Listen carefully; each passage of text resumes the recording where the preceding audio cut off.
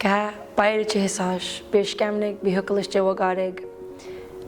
name is Sydney Littlelight. My Indian name is known for her good deeds. My clan began, and I'm a child who ties the bundle. I was born in Crow Agency, and then I lived there until I was 10, and then my parents wanted us to get a better education, so they moved us 40 minutes away to the nearest city, which is Billings, Montana.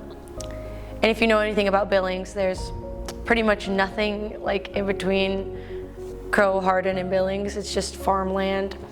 So they're really close, and we went back every weekend and sometimes during the weekday. And then all summer, I would go with my cousins to my call-ass house, that's grandmother in Crow, and we would ride our bikes around, we would swim in the river, which you really should not be swimming in that river. The reservation life is a different world. The Crow Nation is a sovereign nation, and so our laws are different, our cultural norms, and just the way that life just happens is completely different. And I mean, even life in Montana is different than life on reservations. And it can be a really harsh life. There's a lot of, I don't want to say that this is everybody, but there is alcoholism, drug addiction, suicides. How do I explain this? There's just dogs, like, free. They're called res dogs, and they just run around. Like, you might have heard of the show Res Dogs on FX. It's because there's no like animal shelter thing in place, or pound, or yards for dogs to stay in, so they'll just run around in packs, and they kind of look mangy, but some of them are cute. There's a lot of like ways of life here that I've learned, like that Kentuckians, I don't know what you would call them, deem normal, and like that's my normal. And it's pretty hard to run in Crow being chased by a res dog. You haven't lived until you've been chased by a res dog down a dirt road. Those are things that I noticed and took in while I was growing up.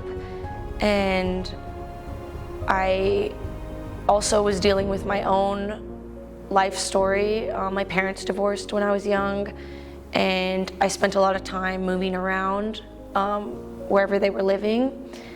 And then when I was older in high school, my parents, I've been begging my entire high school career to go back and graduate from Hardin High School, and they finally let me. And that's where I ended high school. And then I got recruited to Rocky Mountain College, which is also in Billings. And my parents are alumni, so that's how I ended up going to Rocky. I used to be a biology major. And then when I was a sophomore in college, Selena Not Afraid went missing, and I participated in that search. It hit me so hard because she's the same age as my brother, and my brother is my best friend, one of the closest people in the world to me. If you know anything about me, you know that Paul is my number one, and it would break me as a person to lose my brother. And she would ride the bus with us. I turn around and see her sitting behind us, and they're supposed to be in the same graduating class. And when it started to go around that she was missing, it didn't seem real. I kept thinking, they're gonna find her, like, we'll find her. And then when her body turned up, I thought, okay, there's gonna be justice. Something's gonna happen, something's gonna change. And nothing happened. And then a few months after that, Sarah went missing, and about 400 yards from my house, they found her body wrapped in a blue tarp. I thought, okay, this is 2 missing girls. Something is going to happen. And again, nothing happened. And that just frustrated me to no end. And I knew that there was going to be a change that I wanted to be a part of it, and I changed my major to sociology. And I knew that I wanted to be a criminal investigator on my reservation. And also I just love my sociology professor, and she was so good at encouraging me and supporting me in this goal. And when EKU contacted me, I knew that if I was going to go to grad school, I was going to be a criminal justice major. And so far that's been really great. And MMIW is just such an important part of my life, and I'm so grateful that I got to study while I was here at EKU. And MMIW is so important to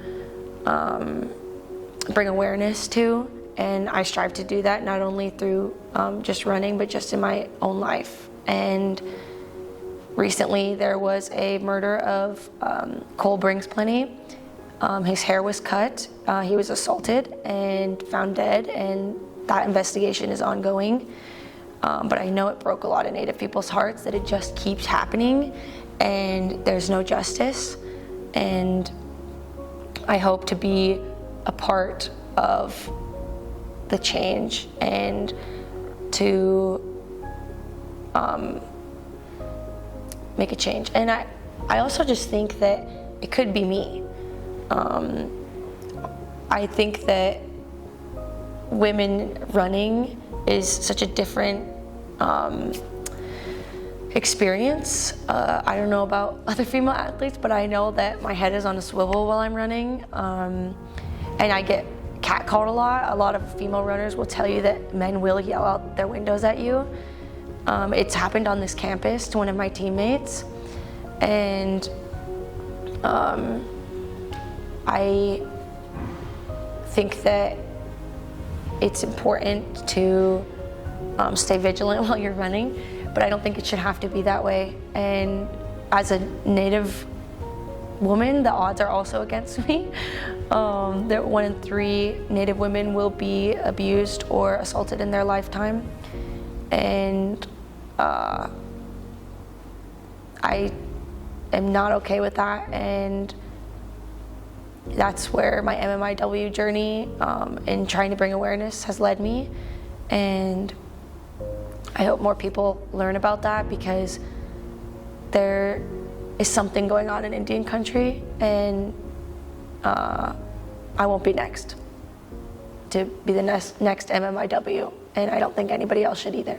When I was younger, my parents would always take me to fun run 5Ks, and I'm just really competitive, even like as a child, and I have a younger brother that's really close in age to me, so spent a lot of my childhood beating him. I'm just kidding.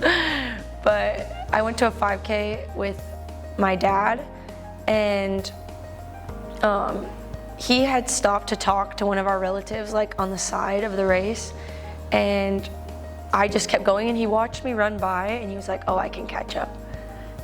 And then when he started jogging, he realized he couldn't catch me, and I ended up beating him. And that's where I like really started to love running. And then when I got into middle school, running's just like an extracurricular. And then high school, I was just doing it for fun. I was not very good. And then when I got to Hardin, this is what I mean about like Crow athletes being very athletic and tough and just like strong competitors.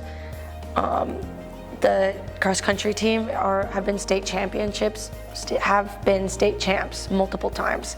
And that's all due to Cindy Farmer, and she's like a female Native coach. She pushed me and all of my other teammates, and that's how I got good enough to be recruited.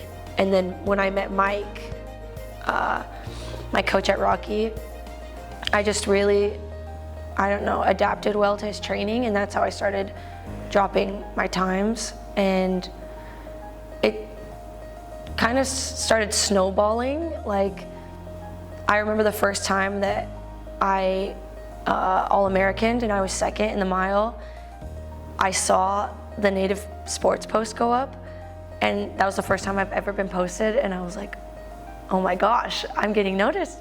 It turned from like barely being noticed to, oh, you're that runner, if somebody meets me. And I'm like, yeah, that's me. My grandma, we'll call her, works at the college in Crow, and she's part of the extension office, so basically they do stuff with the community, and she's always been really into helping Native youth, and she's hosted like Native youth leadership camps from the time like I was like 6 or 8, and she would make me go. She would invite like speakers, and one of them is Sharon Paraguay, and she's a very, very strong Crow woman. She's I think she's in the Senate House in Montana, and at those camps, she would constantly tell us about how strong we are and about how the Crow people have persisted despite all of the obstacles against us. And she would try to constantly teach us about respect, like respect of the land and respect of each other and of elders, and how those tools could help us. And I think that Crow history and like Native history is not something that's widely known. In fact, I don't even think people that live in Montana fully understand what happened to Native Americans when colonization started happening. Our way of life was completely destroyed. We're nomadic people, so that means we follow game wherever it goes. So we weren't just in one place. We were travelers. And when reservations were enforced, that completely changed family dynamics. So men were no longer the main supporters, like they would go and hunt and bring back game. They weren't protectors anymore. Women were taking over roles that they wouldn't normally take over. And that caused some serious trauma, and that's what generational trauma is. One trauma inflicting through the family goes down to the next and the next and the next. And that's where a lot of depression and alcoholism comes through, because we're still coping with the loss of that way of life. And then boarding schools were enforced, and at boarding schools, Native people, our hair is so sacred to us, we only cut it if somebody dies.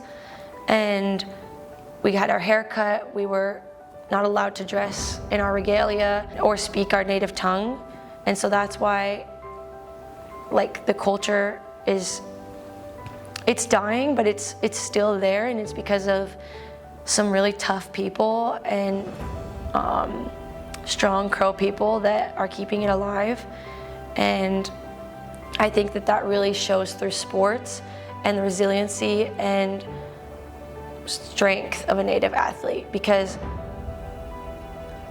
this has not happened to me, but I know a lot of Crow athletes that are dealing with really, really tough home lives and still getting up for practice every day.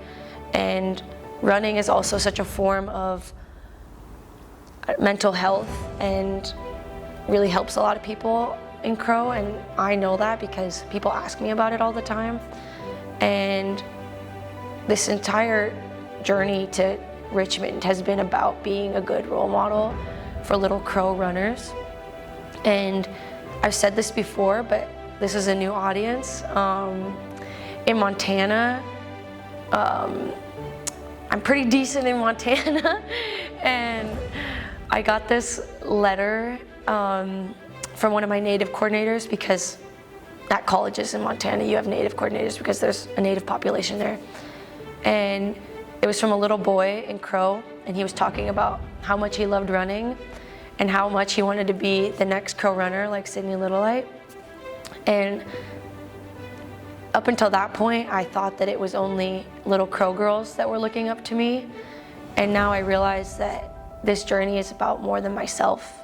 It's about proving to young Crow people that leaving is really, really hard, but it's worth it and it's doable. and I'm gonna take everything that I've learned here back to my people. I am so proud to be Crow. I can't shut up about it. I love to be Crow. I love our culture, and I love who we are and where we come from.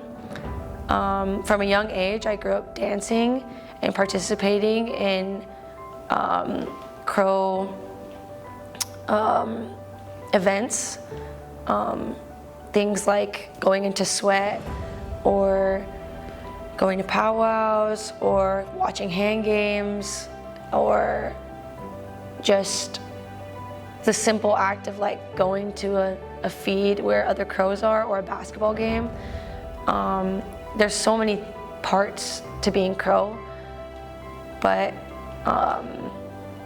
it's so beautiful to me, and I really just want more people to know about just the Crow Reservation and the Crow people, because it's so important to know whose land you're on. And I don't think I'm not trying to be like mean about that. It's just the truth. Like, you're on Crow land, and it's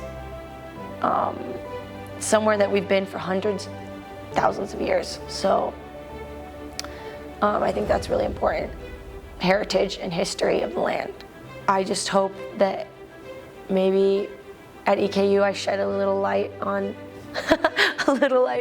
what it means to be Crow. Yeah, well, Crow people, like, family is the most important, like, number one that you put above all else. That has always been one of my main drivers, to make my family proud and my people proud.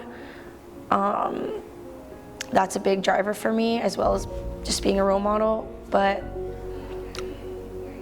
the love I found for running, I had to find in myself, because it's a tough sport. I was joking around about this the other day, but like, our sport is other people's punishment.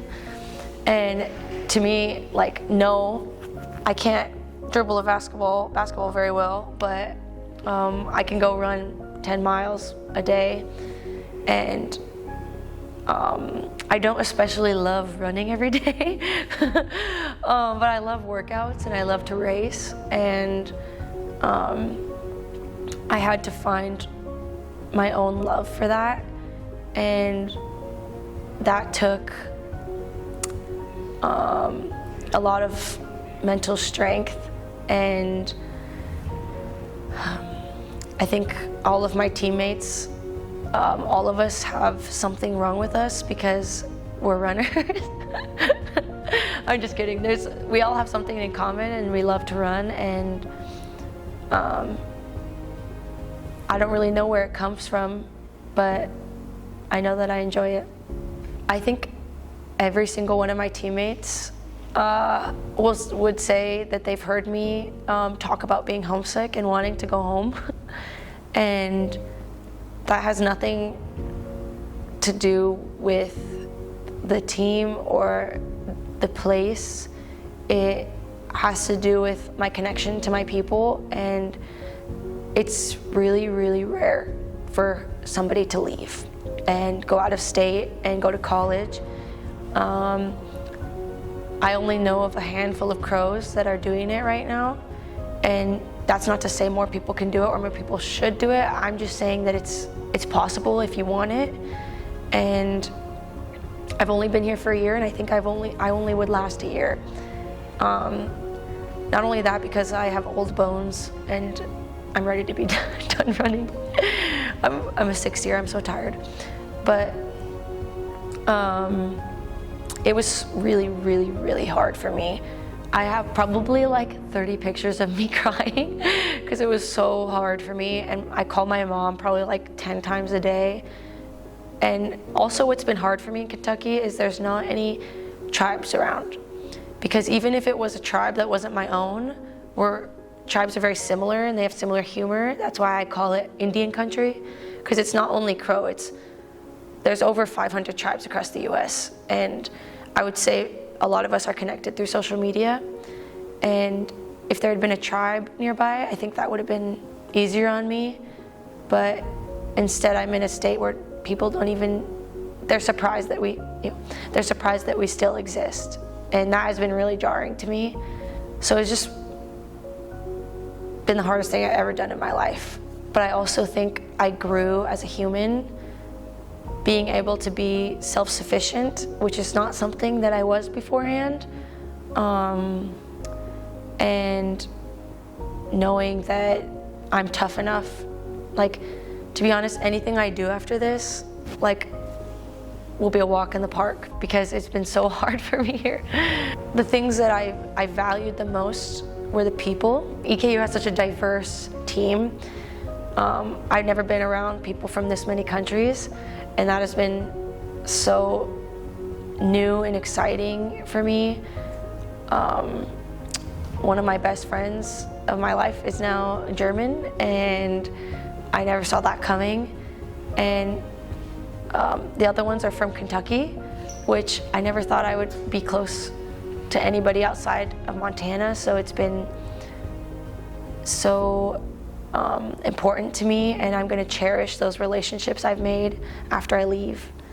I also grew as an athlete. I would say I've done hard workouts. I've raced against some really fast people in Montana, and I have been pushed in Montana, but moving up to D1 has been something that has been completely altered my view and my scope of running. And I think I definitely grew as an athlete into someone that's able to take on those fast races where everybody's as fast as me and try to win. I didn't win all the time, but I won sometimes. I was talking the other day to Katie about what I felt like my goals were coming to EKU, and my main goal, of course, was to be a good role model and show it can be done. My second goal was to challenge myself to completely put running first in my life, because I haven't always done that.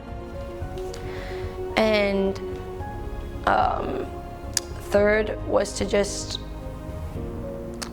do my best, and I think that I've done all of those things. I just hope I made Crow Country proud, and I hope I made Montana proud. I don't know if this is going to go in there, but I just wanted to say thank you to everyone at EKU, the coaches and my teammates, for supporting me, because there's a lot of people that I've cried to or hugged or tried to console me for being homesick, and I apologize for that, oh my God. But I hope everybody knows how much I valued my time here, and if I had the eligibility, I